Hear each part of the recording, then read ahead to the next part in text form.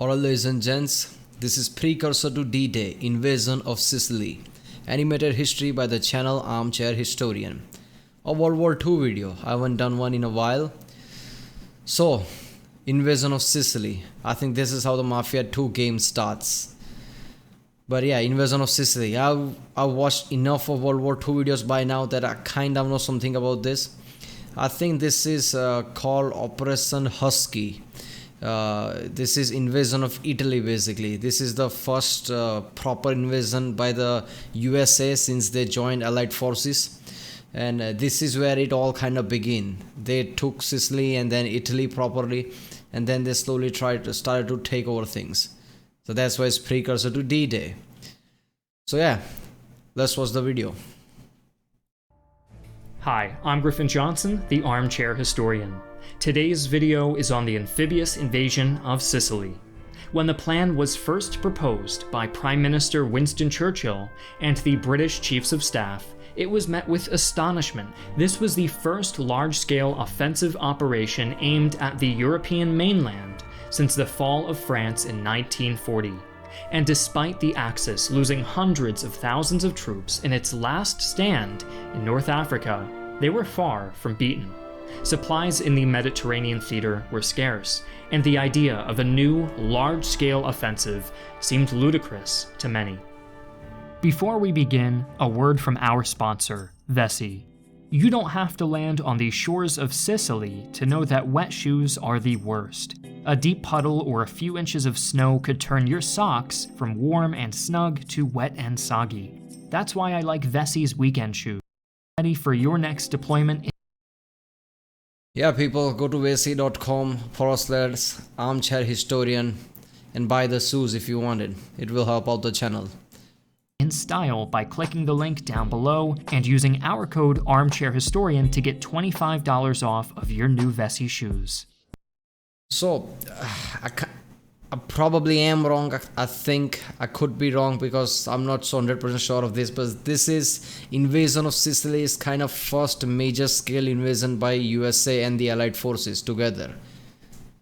So they invaded Sicily slowly, took over Italy, ran the Germans out of there, and then they started to take Europe one by one, if I'm not mistaken. Let's see what video. American generals naturally argued that an invasion of Italy at this time would draw resources away from cross-channel operations into France, something that the Soviets had been demanding for months. Debate raged throughout the two-week conference at Casablanca, with Churchill's stirring rhetoric about Italy being the soft underbelly of Europe eventually persuading the Americans to consider his proposal. Thus, Operation Husky was born. A large-scale amphibious invasion from North Africa to the island of Sicily, which could be used as a springboard for a subsequent attack on mainland Italy. General Dwight D. Eisenhower. Whoa. That's Sicily, huh? And that's it. So Sicily is a island of Italy? Damn. Always heard about Sicily being some kind of a city or something that every, mafia movie or game mentions. I always thought it's some kind of city in proper Italy, but I didn't know it was a small island. Huh. So that's what I think Catania and some cities are there too, I think. I play a lot of Euro Truck Simulator too, so I remember kind of that. So let's watch it. General Dwight D. Eisenhower was appointed Supreme Commander of Operation Husky, but planning remained primarily in the hands of British General Harold Alexander. General Alexander's plan of attack was simple: land on the southern tip of Sicily and capture the large port of Syracuse, then drive north to cut off an Axis retreat at Messina, which was also a logistical staging point for any future invasion of Italy. The British would take center stage in the assault, with the American forces operating in a supporting role, something they weren't particularly happy about. To reach Syracuse, the Allies would need to cross the Ponte Grande Bridge over the river Anapo. But given its strategic importance, the Italians undoubtedly prepared to destroy the bridge at first sign of invasion. Left with no other options, General Italians? Destroying bridges are the last resort things, and that's when you want to defend something. Italians are under Nazi occupation. I think they don't want to be under Nazi occupations. So yeah, I get it, they're going to defend against the Allied attack, but why would they do this last resort things like destroying bridges and things like that? Wouldn't they want Allied forces to kick Nazis' ass? It could be that, Nazis are the one who controlling them at the top of the command channel, so they are kind of, pushing them to do things like this. But I think they could delay things and show some resistance while trying to defend, making things easier for the Allied forces, won't they? If they just fight with, just all determination, that's kind of weird, man. You want to be under Nazi occupation? So I think, I haven't watched the video, but I think that they are not going to show more resistance here. Because why would they? Alexander authorized a risky airborne operation to capture the bridge ahead of the main invasion.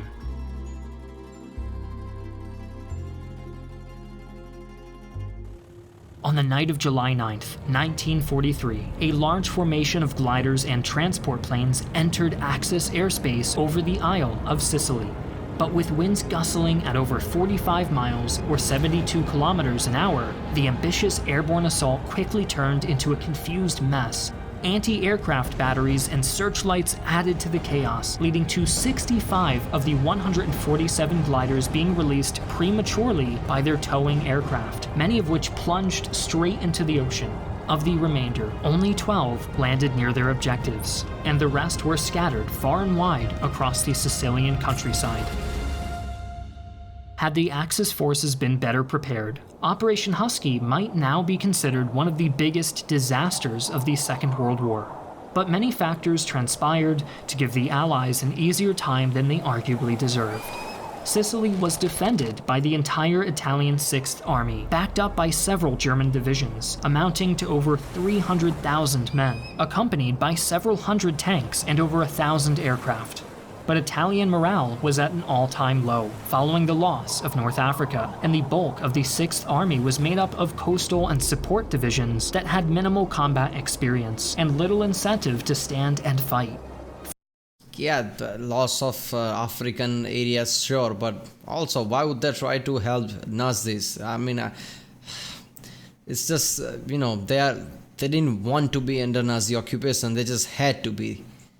So when the Allied forces are there to, invade this Nazi-occupied Italy, why would they show much resistance here? Furthermore, senior Italian General Alfredo Guzzani and German Field Marshal Albert Kesselring were constantly at odds over every detail of the defense. Thanks to this bickering and the loss of North Africa, the remaining German soldiers in Sicily had grown to despise their Italian counterparts and now refused to coordinate with them. The tentative nature of the Axis hold on Sicily was plainly illustrated when a ragged group of 50 British paratroopers made their way to Ponte Grande Bridge after scrounging up a meager handful of supplies.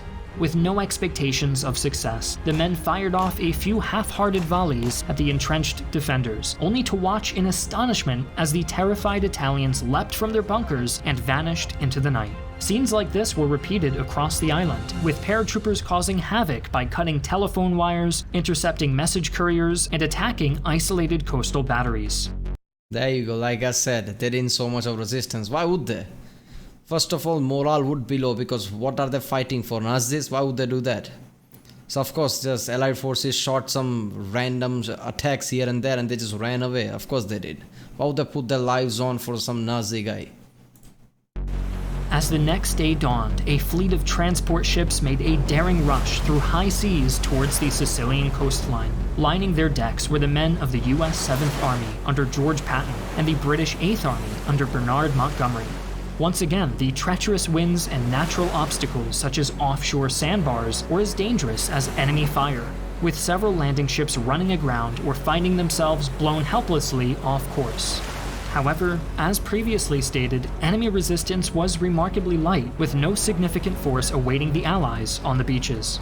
With no tanks or mobile infantry divisions to contest the landings, the static defenses proved only temporary inconveniences.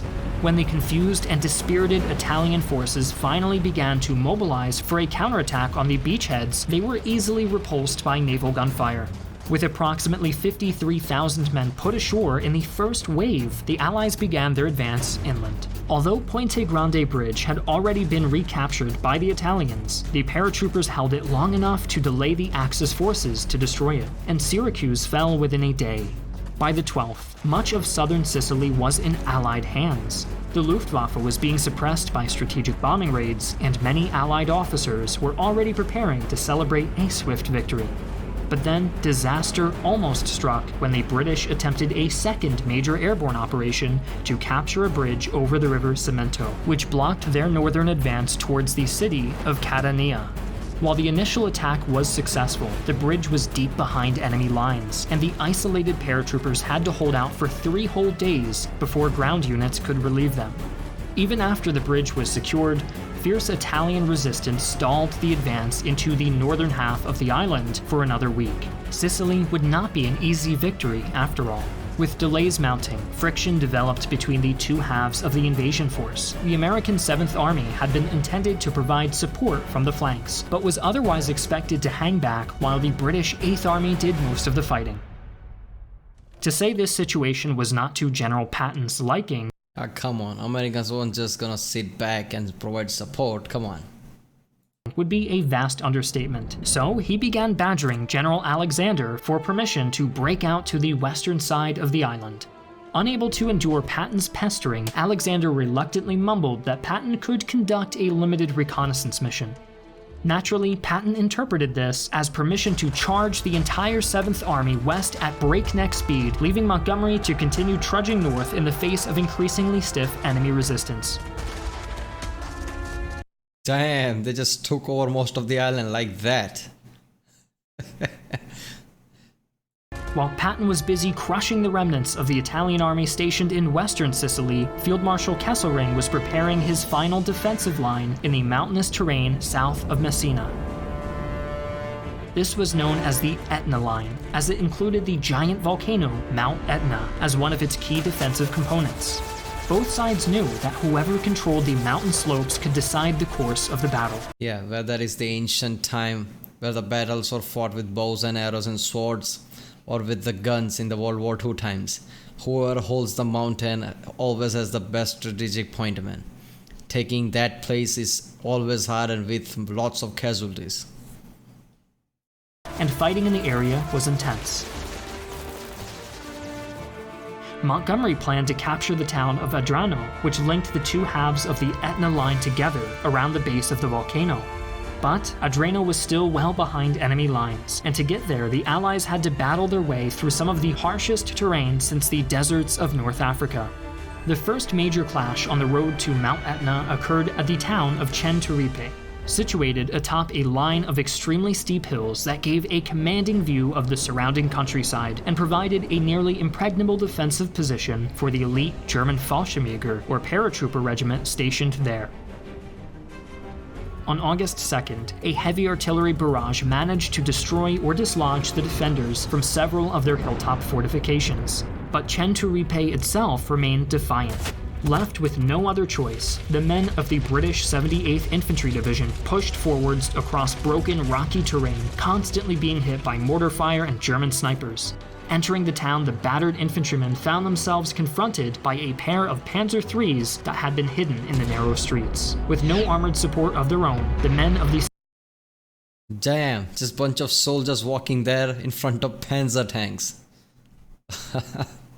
This is just animated video, but imagining the actual scenario where smokes and fire is happening, all the shouting and gunfire is happening in the distance, and you just see a Panzer tank and that music of Panzer tanks, the sound that chain makes, and it just comes closer to you like, what the hell, where did the Panzer come from? What thought goes through your head, man? Because you weren't expecting a Panzer.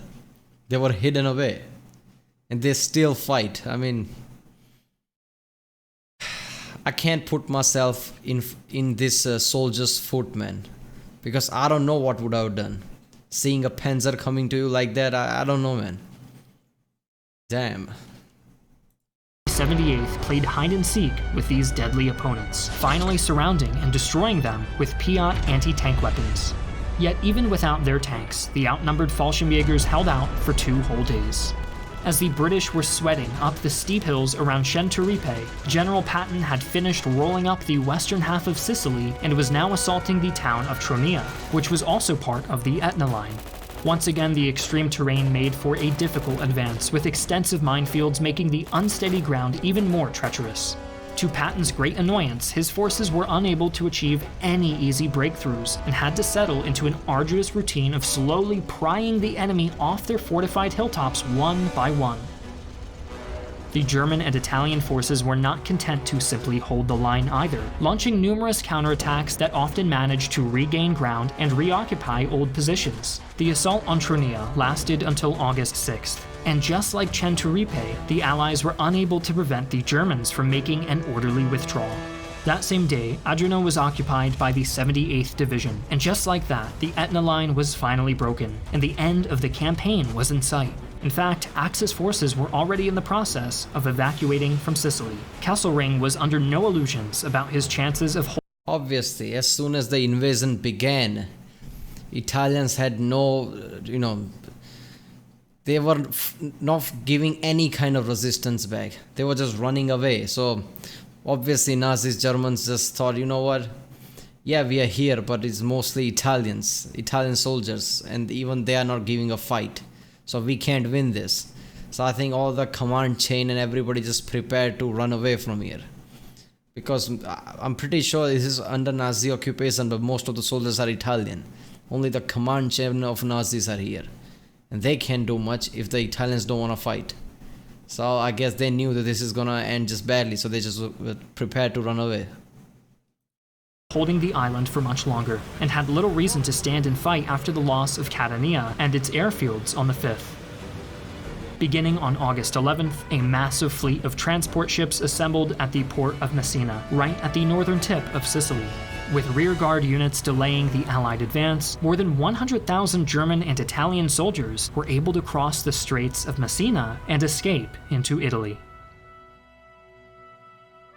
Despite the fierce fighting, the battle for Sicily had been a remarkably bloodless affair. Of the nearly 500,000 Allied soldiers involved, only 1% were killed in action. The Germans lost about 26,000 men, with 10,000 taken captive and the rest killed or wounded. Almost the entire Italian 6th Army surrendered, and 100,000 men became prisoners of war. The invasion also convinced Italy's Grand Council of Fascism to capitulate, and by the middle of July they voted Mussolini out of power and began seeking terms of surrender. For an instant, it seemed as if Churchill had been correct, and the soft underbelly of Europe was about to be laid open with a single decisive strike. But instead, the Allies had unknowingly committed themselves to an agonizing slog up the Italian peninsula, where thousands of lives would be wasted in pursuit of a quick victory that would never materialize. Join us next time when we take a look at this final campaign in Italy, which lasted right up until the final Axis surrender in May of 1945. Damn, really? So Italian mainland put up a fight. It wasn't like this. Damn. Okay, so about the island of Sicily. Did they surrender because they were the weak link, like Churchill said? Or did they surrender because they had no desire to fight for Nazis? But then again, mainland Italy, like he says, put up a fight throughout the entire battle, entire war, until the Axis surrendered. So I don't know, man. What I don't get, maybe this is just naive view, maybe there are more elements to it, but Italy, France, and any European countries, when the Allied invaded, why didn't they just turn against their Nazi occupiers? Why didn't they just, Allied forces are here, we're going to be with them? Because we don't want to be under Nazi occupation anyway. Why did they fight or show any resistance? Because nobody wants to be under Nazi occupation, they were strong-armed to do so. yeah, this was a good video. I mean, I have saw lots of World War II videos, but I don't know all details about it, all the things around it. I know about the invasion of Sicily because I don't know, I've watched a video here and there somewhere, so I kind of know. Otherwise, I don't know much about this invasion of Italy and things like that. I just know the main things that happened in the World War II, like Normandy, and from there to the surrender of Nazis. So there are lots of history about World War II that I still don't know. So I'm still going to react to World War II videos as good as I find them. If you know some really good videos that I haven't reacted to, please comment on the comment section. Alright, if you like my reaction, please don't forget to like and subscribe.